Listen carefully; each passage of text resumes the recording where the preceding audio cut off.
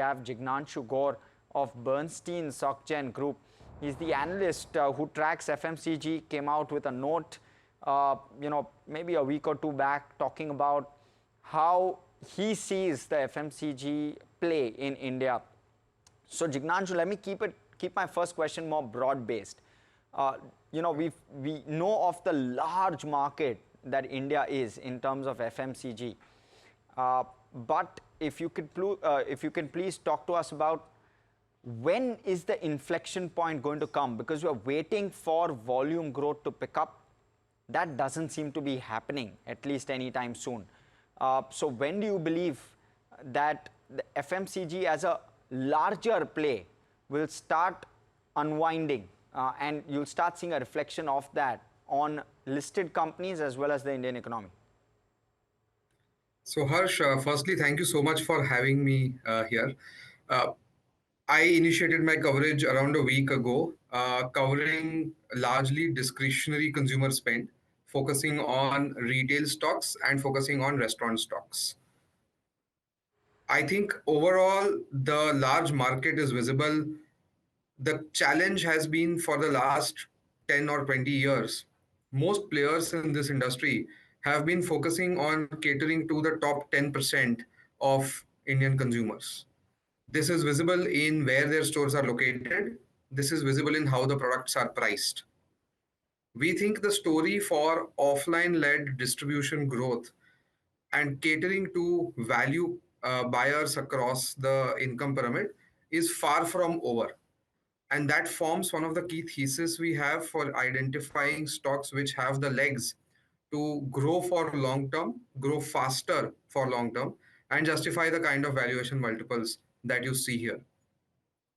Specifically on demand revival, we believe that there are some lead indicators which will drive the demand for FMCG players going from Q3, probably Q4 onwards. While the FMCG players have, in a way, been growing their distribution for the last decade or so, for the retail stocks and for the restaurant stocks, that story is still not over. So I think there is a more harder work to do of both curating products and growing their distribution while maintaining margins.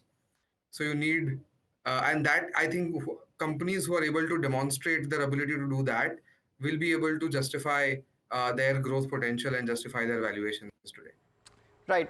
Jignanshu, I understand in the medium term you've given us quite a good lens, but I'm talking from a more longer term perspective. We've got GDP per capita at roughly $2,500. Where does it have to go for the engine to kickstart?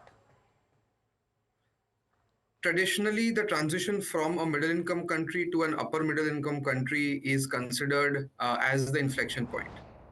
In dollar per capita terms, roughly that comes at $4,500 per capita. Okay. We just released, yes, sorry, Mahima. Yeah, continue, go ahead. So recently we released a note yesterday talking about Bharat 1.0, which is co-authored by our Director of Research, Venugopal, where we've mentioned that we expect this to happen within the next 5 to 7 years. And that should drive the real inflection point for many of the consumer stocks from a product perspective. Mr. Gor, I want to shift focus to the retail space, since you have coverage on the retail space.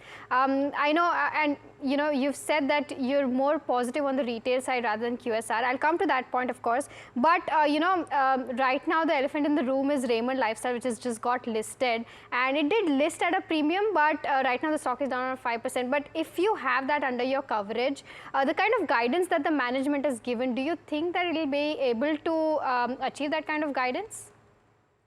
So, Mahima, my apologies. Right now, Raymond is not under our official coverage, so I will have to refrain from commenting on that. All right. Okay. Then your perspective on trend, because you have an extremely good note that you've come out with on trend.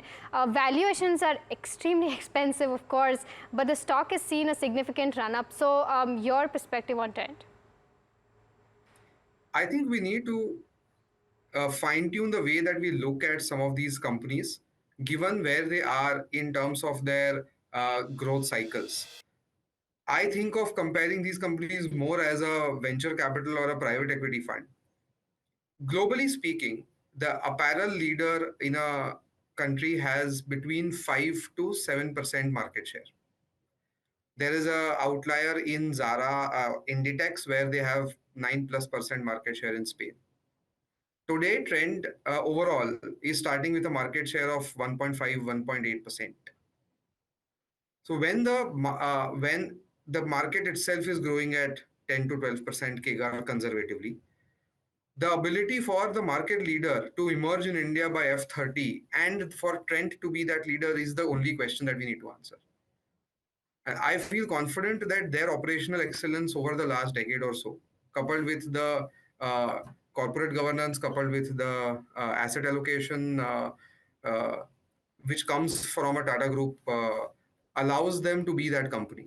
So if we believe that they are that company and we believe that they can get to a 5 to 6% market share, then I think the valuation is a second order question and not the first order question.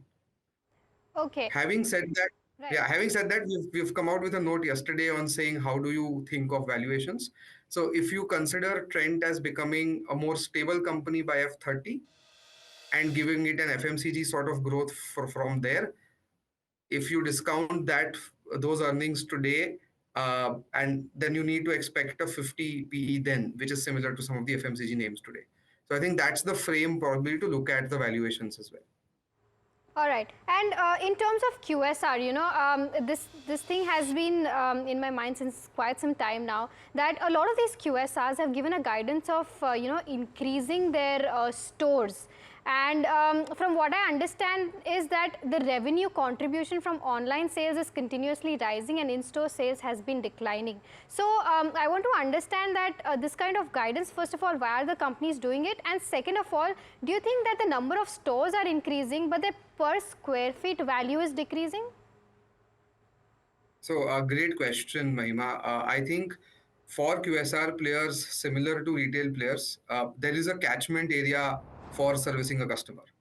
So you need stores if you want to service more customers, and especially given the preference that customers seem to have for QSR food, which is delivery, if you want to do that delivery faster. So I think store growth is still necessary. We have done proprietary work here to understand where the stores exist for which QSR brand. And we feel confident that most of the forecasts or guidances that the companies have given are well within the realms of a short to medium term possibility. While as you open more stores, especially when you open stores outside of dense metro cities to tier 3, tier 4 cities, as some of the companies are doing, your revenue per store will definitely fall.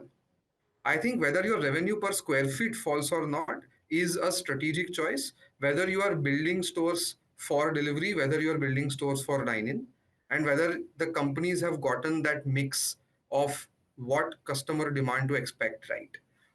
I think there is a clear divergence happening here where uh, Jubilant seems to believe that dine-in is the future. Delivery is the future for Domino's, and hence they are building a great tech stack, delivery expertise, as well as store economics to align with that. Whereas both McDonald's, KFC, and Pizza Hut seem to cater to slightly more aspirational audience and inviting more dine-in customers with their store and operating structure.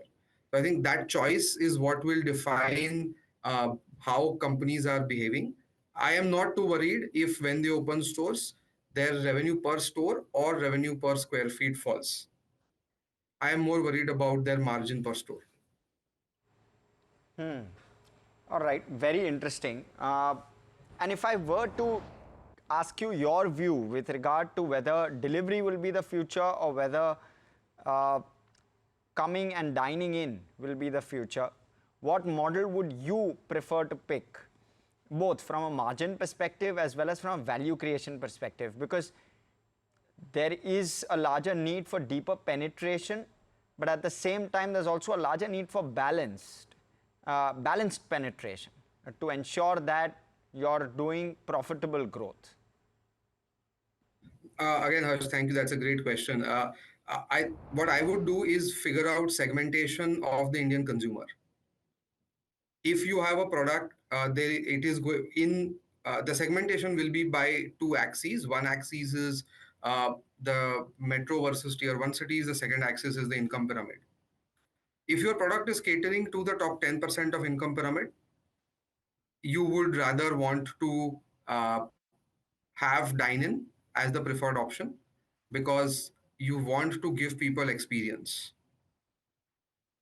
And the choice that most companies have to face is the reality that for QSR brands, for pizza is becoming or has already become a delivery category. The pizza that QSR firms offer is a delivery category. I do not think anybody can fight against that going forward. Gourmet pizza will remain a dine-in category, but the brand association does not allow the QSR firms to really profit from them. So I think if your pizza is a category, you need to be delivery focused. It's unlikely that dine-in will come back strongly at these price points. It might come back at much higher average order value or pizza price points. Burger, I think, is up for grabs. It's in the flux, but I think increasingly as it becomes from a aspirational product, which it was earlier, to a usual product in metros, it will become a delivery product as well.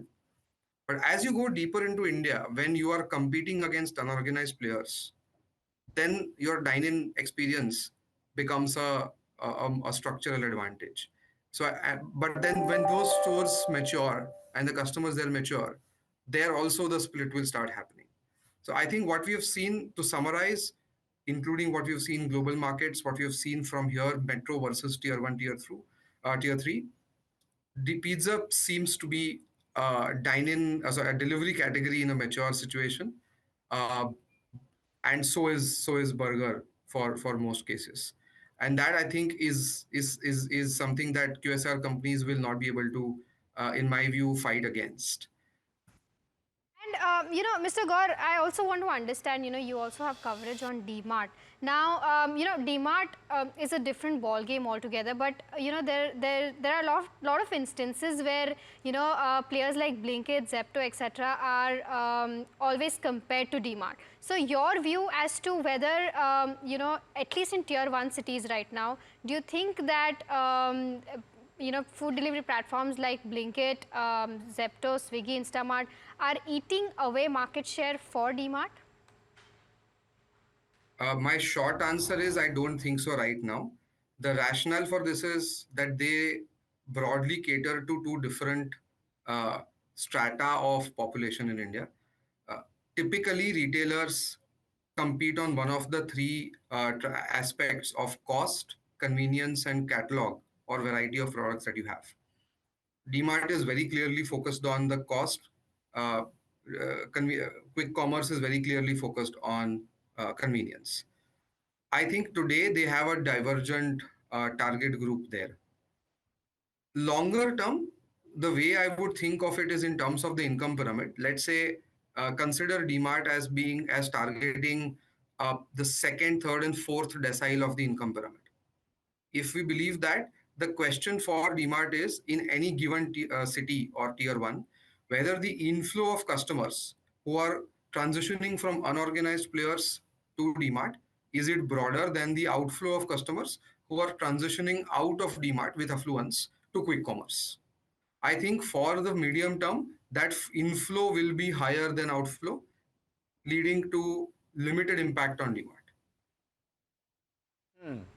So opportunity size not really common is what I seem to be understanding. But just in terms of scale, as quick commerce scales, do you believe that they will be able to compete more effectively with someone like a DMart just on the basis of the fact that they are doing larger volume more conveniently? I think it is possible. There are leaps of faith that we need to take to figure out how they will do it, which is having very large volumes in dry groceries, which is DMart's core advantage. Having the negotiating power with the FMCG brands to get the pricing one of the lowest and offer that grocery basket for a customer cheaper than what is available elsewhere, or broadly same as elsewhere with added convenience, uh, and possibly introducing private label brands. So it's not impossible. I just feel that today the priority for quick commerce is not targeting that customer. They've still not tapped out the top 10% of customers. So getting greater wallet share there by expanding their categories seems to be their approach, which I think is also in alignment with my colleague Rahul Malhotra, who covers Zomato as a stock. All right. And Mr. Gaur, in terms of textile companies, because, you also cover the ABFRL part, there's a lot of headwinds right now in the sector. There's China +1, there's Bangladesh +1, there's also UK FTA. So I want to understand from a broader perspective that how can all of these benefit the textile companies? And also in terms of quantification, do you think that the revenues plus the margins for these companies will significantly improve on the back of this opportunity? So I think revenue improvement is more easy to think of and more immediate to think of. Margin will depend on what mix they end up with for which client, from a textile perspective. But I think if you look at the downstream of textile, which is Aditya Birla or Trent, then they don't need to play on the global market to capture the opportunity which is present in India. In fact, I think companies going outside of India today would be a distraction given the amount of opportunity which is available in India itself. I'm not talking textile, I'm talking textile or apparel retail specifically. All right, Jignanshu, thank you so much. It's been an absolute pleasure interacting, diving deeper into FMCG. It's been a deep conversation, actually, more than just a conversation around names and just about themes, but it's been deeper. So thank you so much for this. It's been fun.